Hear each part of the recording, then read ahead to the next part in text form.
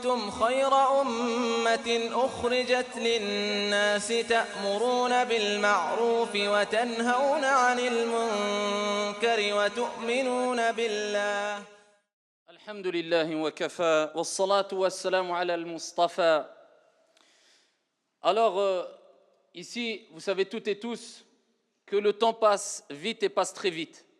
Et Allah tabaraka wa ta'ala nous le rappelle une nouvelle fois pendant le mois du Ramadan.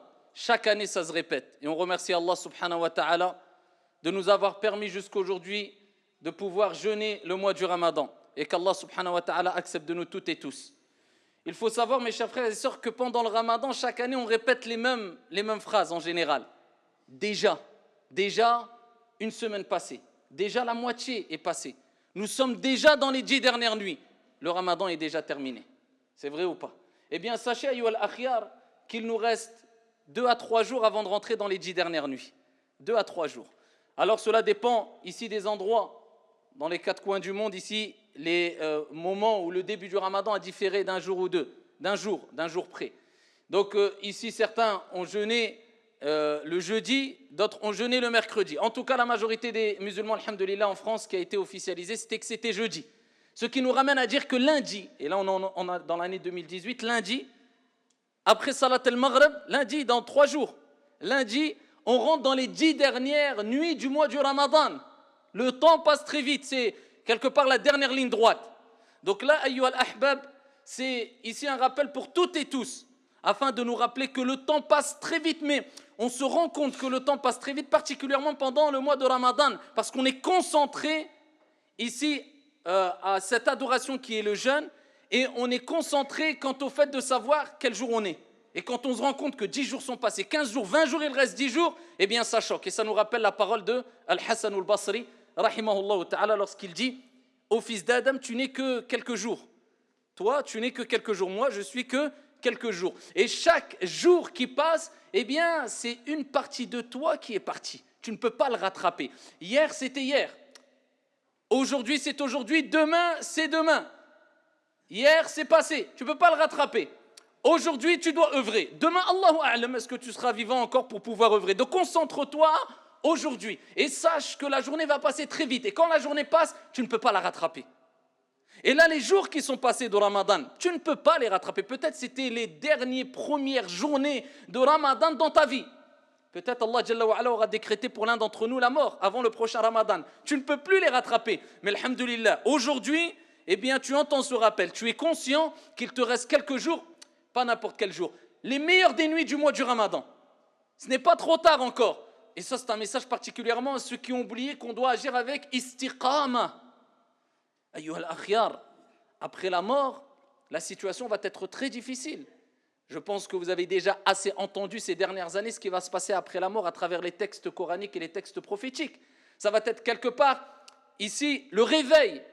Et les gens pensent qu'ils sont réveillés maintenant. Mais le vrai réveil, c'est pas maintenant. Maintenant, on est quelque part endormi, surtout quand on fait partie des insouciants, que Dieu nous en préserve. Mais le vrai réveil, quand tu vas te réveiller, écoute bien, en sursaut, c'est quand Allah Jalla wa Ala va envoyer l'ange de la mort pour prendre ton âme. Et là, il y a unanimité sur cette question, que tu sois croyant ou non. Tu vas mourir, tu dois mourir, on doit tous mourir. Le prophète alayhi salatu wassalam lui-même est mort. Et Dieu a dit « Innaka mayyitun wa innahum mayyitun » Tu dois mourir, tu vas mourir. Et eux aussi, ils mourront. C'est ici une décision tranchée par Allah subhanahu wa ta'ala. Et le réveil sera pour certains, qu'Allah nous en préserve, violent. En tout cas, ça sera quelque chose de terrifiant, qu'on le veuille ou non.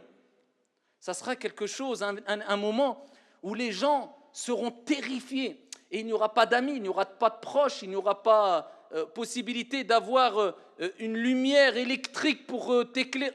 Non, on rentre dans un autre monde, tu es dans le barzakh, dans le monde intermédiaire entre la mort et le jour de la résurrection. Mais par contre, il y a une catégorie de personnes qui seront préservées. Allahumma ja'alna minhum. Ce sont celles et ceux qui ont agi avec droiture, constance, régularité. Ce n'est pas ceux qui ont œuvré, qui ont abandonné. Et si aujourd'hui tu as abandonné, ce n'est pas trop tard, tu es encore vivant. Eh bien relève-toi, retrousse tes manches, avance. La marchandise d'Allah, elle est chère. Le paradis est très cher. Ceux qui ont œuvré en restant sur le juste milieu al-wasatiyya, sans excès, sans laxisme, et ici de manière sereine et conformément.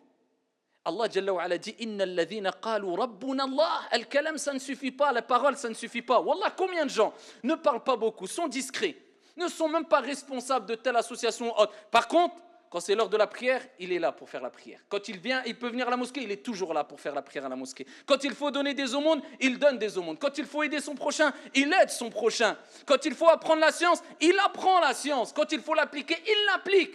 Mais il est discret. Et d'autres, tu les vois sur la première ligne de manière apparente, mais quand il se remet en question, je donne quoi comme aumône? Allahu a'lam. J'apprends vraiment la science? Allahu a'lam. J'applique? Allahu a'lam. Mes prières, ce qui est le plus important, je la fais conformément et j'essaie de la faire toujours en groupe quand Allah m'a donné la santé et la possibilité de me déplacer. Allahu a'lam. Est-ce que les deux sont comparables? Rien à voir. Al-kalam, ça ne suffit pas. L'apparence, ça ne suffit pas. Inna alladhina qalu rabbuna Allah thumma istaqamu. Ensuite, ils se sont tenus fermement sur la voie droite, sur la droiture, cette régularité constante. Pas aller trop vite, parce que la pratique de l'islam, c'est quelque part un marathon. Il faut partir au bon moment et surtout prendre le bon chemin. Combien de personnes vont vite, mais il s'est trompé de chemin. Prendre le bon chemin, rester sur la droiture, al-wasatiyya. Et ici, d'aller régulièrement, pas trop vite, sinon tu risquerais de t'essouffler. Et on prend juste simplement ce laps de temps du Ramadan. Combien se sont essoufflés? Au début, à fond, les 4 premiers jours, et après, khalas, il n'y a plus de motivation. Après, il remonte un peu la pente les 10 derniers jours.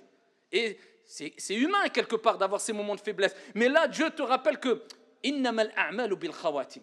Les actions ne valent que par leur fin. Et il nous le rappelle encore pendant le Ramadan.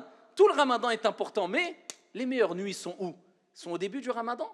Les plus importantes et les plus méritoires des nuits sont au milieu du Ramadan. Non, ils sont à la fin du Ramadan.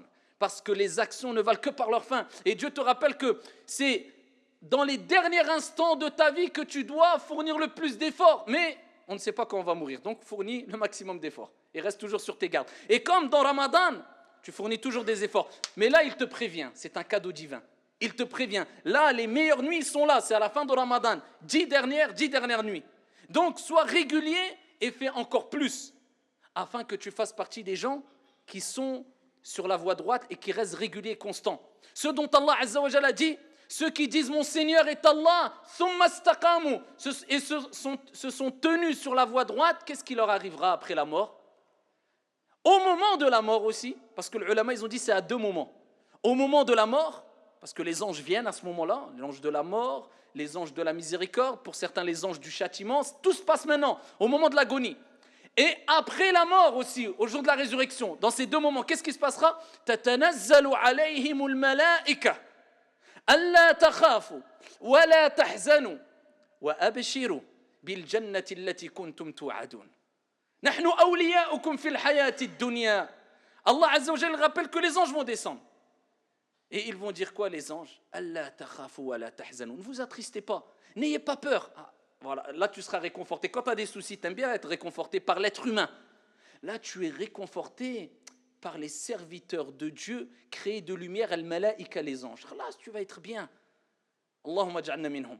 Les anges vont venir et ils vont dire n'aie pas peur. Ça y est, ils vont te rassurer, n'aie pas peur. Ne sois pas attristé. Wa abshir, wa abshiru, et reçois la bonne nouvelle. Quelle bonne nouvelle? Eh bien, le paradis. Tu t'es préparé pour le paradis? Eh bien, voilà le paradis qui t'a été promis. On vient t'annoncer la bonne nouvelle, le paradis. C'est pas magnifique, mais pour qui? Ceux qui ont dit et qui ont appliqué. Mais ils sont restés sur quoi? Al-istiqama. Donc, rester sur la voie droite. Au milieu, après Ramadan. Et c'est pas simplement au milieu ou à la fin. Rester régulier. Et le mois du Ramadan, comme je ne cesse de le dire, c'est un mois d'éducation. Et le but, pour savoir s'il a été vraiment bénéfique le mois du Ramadan comme il se doit, regarde si les bonnes habitudes que tu as réussi à reprendre pendant Ramadan, si minimes soient-elles, tu les as gardées après Ramadan. Je vais vous donner quelques pistes rapidement après, Inch'Allah Ta'ala, des actes vraiment essentiels dans ta vie qui sont très faciles à dire et qui rapportent énormément et tu peux garder tout au long de l'année, Inch'Allah Ta'ala. Et méfiez-vous de al-kasal, la paresse. La paresse est de 2 types, physique et intellectuelle. Et des gens sont paresseux physiquement et intellectuels. Quand il faut aider physiquement, rien. Quand il faut travailler, walou. Pour dunya, walou. Pour l'akhira, walou. Et intellectuel. Pour apprendre la science, walou. Les sciences profanes, walou. Musiba, c'est une maladie malade. Et il faut se guérir. Quand on est touché par la paresse, c'est une maladie. Il ne faut pas prendre ça comme c'est une maladie. Voilà pourquoi le prophète lui-même, qui s'est dévoué corps et âme pour son Seigneur tout au long de sa vie, jusqu'à ce qu'il prie, jusqu'à ce que ses pieds se fendent, alors que nous, il ne nous est pas demandé de faire cela. C'était le prophète de l'humanité. Eh bien, ici, le prophète alayhi salatu wassalam disait Allahumma inni a'udhu bika min al-ajzi wal-kasal. Ya Allah, je cherche protection auprès de toi contre l'incapacité et la paresse. La paresse, c'est une maladie. Le prophète, vous imaginez, faisait dua. Ya Allah, je cherche refuge auprès de toi contre la paresse. Si tu es paresseux, c'est grave pour toi, ya Abdallah. Et particulièrement pendant les journées bénies où ça rapporte gros, il t'est demandé de faire un peu d'effort, tu ne fais rien du tout. C'est plus que grave, il faut vraiment te réveiller. Alors je dis des paroles qui secouent un peu, mais c'est pour votre bien et c'est pour mon bien et c'est un rappel qui me profite à moi. Le premier, c'est Ramadan. Qu'est-ce qui a changé en dehors de Ramadan et pendant Ramadan pour toi? Rien, il y a quelque part un petit problème. Essaye de faire de ta vie un changement pendant Ramadan, si minime soit-il. Je ne vous dis pas de prier de le Maghreb jusqu'à la prière du matin ou donner 1000 € par jour au fils Abilillah. Non, mais un petit changement. Au moins, ici, te ressaisir pendant le Ramadan pour les actes obligatoires, comme je vous avais dit dans le premier sermon de ce mois béni. Au moins, les actes obligatoires, reprends-les au mieux. Sachant, ayyuhal musalloun, que lorsque nous allons quitter cette vie d'ici-bas, le prophète alayhi salatu wassalam nous a rappelé, à travers ce hadith que je vais vous citer, rapporté par Al-Bukhari ou Muslim fi Sahihayn, eh bien, qu'il y a les actions, mais il y a deux types d'actions. Les actions qui apportent des fruits, mais des fruits qui s'épuisent rapidement, c'est les actions de la vie d'ici-bas. Des moments de plaisir qui sont bien et qui sont bons pour le corps et l'âme aussi, qui sont licites, des moments de joie, mais, billahi alaykum, dans tout ce qu'on a vécu dans notre vie d'ici-bas, comme plaisir, comme bien. Aujourd'hui, qu'est-ce qui nous reste? Un souvenir? Allez, peut-être des photos pour regarder. Ah, tu te rappelles et tu n'arrives même pas à te rappeler de tout, alors que c'était il y a 2 jours aussi. Que des petites images comme ça. C'est vrai ou pas? Des petits souvenirs. C'est éphémère, les fruits ne restent pas. Mais il y a deuxième type d'action. Le deuxième type d'action, c'est quoi? C'est les œuvres salutaires. Et cela apporte des fruits au moment où tu les fais, dans ta vie d'ici-bas et même après ta mort. C'est pas beau cela? Et voilà pourquoi le prophète alayhi salam dit quand l'être humain meurt, 4 choses le suivent, 3 choses le suivent. 2 reviennent et 1 reste avec lui. Maluhu wa ahluhu wa amaluhu. Les 3 le suivent. Son argent, sa famille et ses actions. Ils viennent avec toi dans ta tombe. Mais il y en a 2 qui reviennent. Ça y est, ils ne restent pas dans la tombe. Mais une chose reste avec toi dans le qabr. C'est pour ça qu'on dit al-qabr sunduqul amal. C'est l'endroit, le caisson des actions. Eh bien, ta famille, elle part. Ils vont prier sur toi, ils vont pleurer un peu, ils vont faire les pas, tu vas entendre leurs pas. Mchao. Ils vont penser à toi 1 semaine, 1 mois, 2 mois. Ils vont penser toujours après à toi pendant 1 an, 2 ans, mais moins. Hada min rahmatillah. Sinon, on deviendrait fou. Eh bien, la mort, la pensée de la mort, tu oublies. Allah, il te l'apaise dans le cœur. Parce qu'Allah, Jalla wa Ala, il est miséricordieux. Sinon, on ne pourrait pas vivre. On serait toute notre vie triste. Mais ils vont t'oublier à un moment. Mais par contre, ton argent, bien sûr, ne vient pas avec toi. Même une porte de ta maison, elle ne rentre pas dans ta tombe. Même la porte, elle est trop grande. Alors, ici, qu'est-ce qui va rester? Al-amal, les œuvres salutaires. Et ça, les fruits restent. Toi, t'oublies, tu as donné une sadaqa, tu as appris la science, tu as transmis la science, tu as fait du bien, tu as aidé ton frère, tu as fait salat, tu as donné à manger, à nourrir de la nourriture aux pauvres. Tu as oublié. Inna Allah la yudi'u ajra al-muhsinin. Allah n'oublie pas. Eh bien, les actions des bienfaisants, tout en sachant que pendant Ramadan, tout est multiplié. Et que dire pendant les 10 dernières nuits du Ramadan où il y a Laylatul Qadr? وما أدراك ما ليلة القدر ليلة القدر خير من ألف شهر. Et à la nuit du destin, Allah il dirait, qui te dira c'est quoi la nuit du destin? Qui te dira? Qu'est-ce que c'est que la nuit du destin? خير من ألف شهر, meilleur que 1000 mois. Combien nous allons vivre? Allez, en moyenne, le prophète il dit, ma communauté vivra entre 60 et 70 ans, 80 ans, 90 ans. Eh bien Allah il te rappelle que je te donne une nuit. Une nuit. Eh bien, elle est meilleure qu'une vie entière. Allahu Akbar. 83 ans. 1000 mois, c'est plus de 83 ans. Alors imagine-toi, ce que tu vas faire, c'est meilleur pendant cette nuit-là que 83 années, que toute une vie. Une nuit, un cadeau d'Allah, si ça, c'est pas un cadeau. Alors les gens disent, c'est quelle nuit? Le prophète alayhi salatu wassalam a dit, iltamisuha fil ashr al-awakhir. Cherchez-la dans les 10 dernières nuits. Certains disent, oui, mais c'est la 27e nuit. Oui, il y a plus de textes qui indiquent que c'est sûrement la 27e nuit, mais certains ont jeûné mercredi, d'autres jeudi. Allahu alam qui va tomber dans la 27e nuit. De plus, le prophète a dit particulièrement, cherchez-la dans la nuit impaire. Mais qui a commencé le mercredi, d'autres ont commencé jeudi. Donc pour certains c'est pair, d'autres c'est pas. Ya Abdallah, t'as 10 nuits, c'est pas énorme. 10 nuits, regarde le commerce avec Dieu. 10 nuits de sacrifice contre 83 ans. Cherche-la dans les 10 nuits. Sois régulier pendant ces 10 nuits-là, c'est tout. Ne te dis pas c'est cette nuit. 10 nuits, sois régulier pendant ces 10 nuits-là. Et là, à ce moment-là, alhamdoulilah, tu vas tomber à coup sûr sur cette nuit. Tu auras passé Ramadan, tu te diras, les 10 dernières nuits, j'ai fait ça, ça, ça, ça, et ça, c'est ce que je voulais faire. Dans tous les cas, je sais que je suis tombé dans Laylatul Qadr. C'est pas beau ça, ayyuha al-akhyar? Alors que le prophète alayhi salatu wassalam, comme elle dit Aïcha, radiyallahu anha wa ardaha, quand le prophète alayhi salatu wassalam, quand les 10 dernières nuits venaient, le prophète alayhi salatu wassalam serrait son izar, son vêtement du bas, il le serrait. Certains disent que c'est une image, comme si on disait, eh bien, retrousser ses manches, et c'est une réalité, les 10 jours sont là, les 10 dernières journées sont là, les 10 dernières nuits sont là, retrousse tes manches, ya Abdallah. Et d'autres disaient, non, c'est parce que le prophète s'abstenait même de rapport avec ses épouses pendant ces nuits-là pour se consacrer vraiment à l'adoration, bien que pendant les nuits, ce n'est pas interdit. Mais lui, il rappelait que les bienfaits d'ici-bas, il les laissait au maximum. Ça y est, c'est entre moi et Dieu. Là, ça y est, je suis dans la dernière ligne droite, j'accélère de manière sereine et de manière conforme et j'y vais à fond. Ça y est, il n'y a que l'akhira, il y a l'au-delà, là, je me prépare. 10 nuits, c'est rien. Et donc le prophète, alayhi salatu wassalam, qu'est-ce qu'il faisait aussi? Il réveillait sa famille. Il réveillait sa famille ici pendant les nuits pour non seulement lui profiter, mais c'est ça, par cette cause-là qu'Allah met le mahabba, l'amour, la miséricorde, l'entraide, an-nour, la lumière dans les demeures, l'entraide dans le bien pour l'au-delà et pour la vie d'ici-bas aussi. Tu entraides. L'épouse qui se lève, c'est pas beau ça? L'épouse qui se lève et qui lève son époux, réveille-toi, on fait deux rak'at lillahi azza wa jal. Et c'est pour ça le prophète alayhi salatu wassalam a dit dans un hadith fi sahih qu'Allah fasse miséricorde à un homme qui s'est levé le matin et qui a réveillé, pendant la nuit, il a réveillé sa femme pour faire la prière de la nuit. Qu'Allah fasse miséricorde à une femme qui s'est levée la nuit, qui a réveillé son mari pour faire la prière de la nuit. C'est beau ça, c'est l'entraide. Machel Wahad, il est en train de réveiller son époux alors qu'il est 14h, tu vois, c'est bientôt le Maghreb. Oh, attends encore un peu. Regardez, il y a une différence entre là, c'est l'opposé. Là, on parle de la nuit. Les gens, à 15h, ils se réveillent. Après, ils restent un peu actifs dans la journée pendant 4 heures. Après, il prend le hadith. Le prophète, alayhi salatu wassalam, il a dit, il n'y a que les shayatines qui ne font pas de sieste dans la journée. Allez, une petite sieste. C'est d'abord encore ça pendant une petite heure. Qu'est-ce qui te reste de Ramadan? Comme un prédicateur turc, je crois, qui avait dit, celui qui passe ses journées de Ramadan en dormant, eh bien, qu'il attende de voir la récompense dans ses rêves. Et il a dit vrai. Sachant que c'est très difficile cette année, et c'est tout à votre honneur. Je parle de ceux qui travaillent. Des gens se lèvent à 7h du matin tous les matins. Et ils travaillent toute la journée. Et après, tu les vois à Tarawih le soir. Jazahumullahu khayra. Wallah, ils ont tout compris. C'est très difficile. Bien que Tarawih, ce n'est pas obligatoire, mais et avec ça, ils font des efforts. Et d'autres, Wallah, ils ne font rien de leur journée. À peine il arrive à prendre son poids et le déplacer pour venir prier à la mosquée. Et il rate quoi? Salat al-Isha en groupe, alors que celui qui a prié Salat al-Isha en groupe, c'est comme s'il avait prié la moitié de la nuit. Il rate énorme. Et peut-être dans la journée, il fait quasiment rien.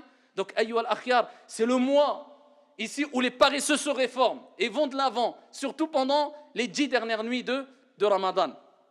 Alors, je vous donne déjà un premier cadeau qui a été donné par le prophète alayhi salatu wassalam. Pour celles et ceux qui désirent savoir qu'est-ce qu'il faut faire ou dire particulièrement pendant les 10 dernières nuits du mois du Ramadan. Très simple, le prophète alayhi salatu wassalam a répondu à l'interrogation de son épouse Aïcha radiyallahu anha wa ardaha lorsqu'elle l'a interrogé en lui demandant, Ya Rasulallah, ô messager d'Allah, si je tombe ici dans la nuit du destin, Laylatul Qadr, que dois-je faire, que dois-je dire? C'est-à-dire, si je reconnais, parce qu'il y a des signes, des critères qui nous permettent de savoir, et ce n'est pas donné à tout le monde de les voir, de savoir si on est dans la nuit du destin ou pas. Mais peu importe, toi, fais cela et applique cela les 10 dernières nuits. Qu'est-ce que je dois dire? Le prophète alayhi salatu wassalam lui a dit, regardez, une phrase simple, tellement que Dieu veut pour nous eh bien, le bien et veut nous faciliter de bénéficier d'une énorme récompense, c'est quelque chose de très simple à dire, et ça c'est un cadeau qui a été donné par le prophète alayhi salatu wassalam à Aïcha, et c'est une opportunité pour nous toutes et tous de bénéficier du pardon du miséricordieux. Il lui dit, dis Allahumma innaka afouun tuhibbul afwa fa'fu anni. apprends cette invocation. Toutes les 10 dernières nuits du Ramadan, dis cette invocation. Oh Allah, Allahumma al-asl, ici c'est Ya Allah, oh Allah, Allahumma, innaka afoun, tu es celui qui est pardonneur, le grand pardonneur, tu reconnais.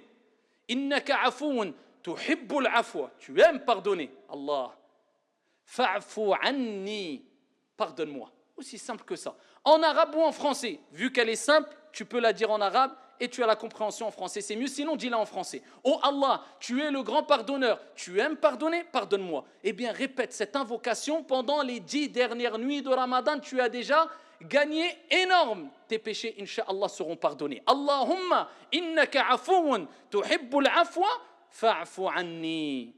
Et ça, c'est un cadeau qui doit être pris en considération par toutes et tous. Et pour terminer, je vous donnerai 2-3 conseils pour les dernières nuits et dernières journées de Ramadan.